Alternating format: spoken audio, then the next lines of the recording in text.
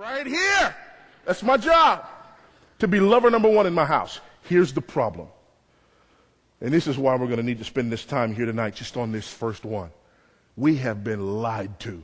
We have been sold a bill of goods as it relates to love. And this is a problem because we've bought into the Greco-Roman myth of romantic love. And so when we say love, a lot of times, here's what we're talking about. We're talking about this Greco-Roman myth that has at the center Cupid. And Cupid, this little cherub, shoots you with his arrow. And when he shoots you with his arrow, there is this overwhelming passion that comes upon you.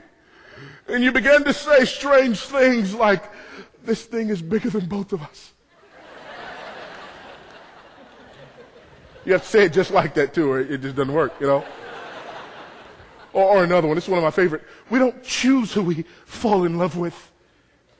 Help you. And this one here, I don't understand this one, but I love it. It just sounds so cool. The heart wants what it wants. I have no idea what that means. But this is what we believe about love. And this is part of our problem. That even in church, we believe this about love. That, you know, that there's some overwhelming force will strike you. And when this overwhelming force strikes you, there's nothing you can do about it. You have to be drawn along by this overwhelming force and do what it tells you to do. And we use phrases like, follow your heart. You know what the Bible says about the heart? It's wicked and not to be trusted.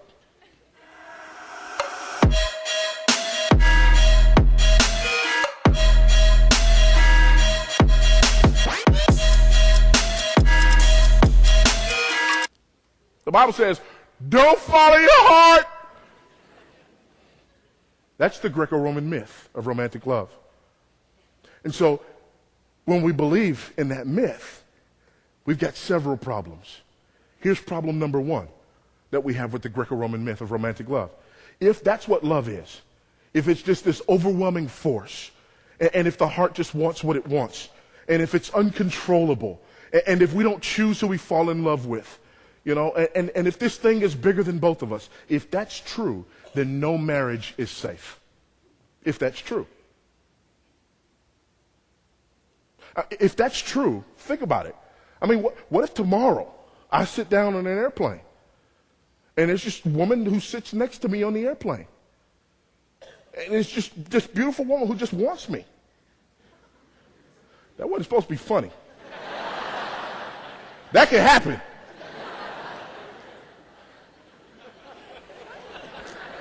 I'm going to talk to this side of the room over here.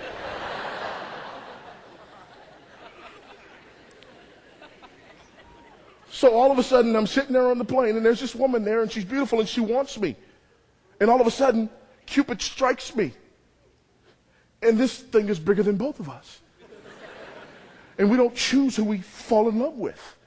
And the heart wants what it wants. Do you follow me? If that's what love is, my marriage is not safe. Come to think of it, what if it happens to my wife? There could be a message on my phone right now. Baby, you probably need to stay in Atlanta. Because I met somebody, and this thing is bigger than both of us. And we don't choose who we fall in love with. And the heart wants what it wants. You see the problem there? We've bought the lie of the Greco-Roman myth of romantic love. And because of that, there are a lot of you in this room who are terrified of marriage because you know how fickle that kind of love is. That's why we had to create another idea to go along with it. The idea of the one.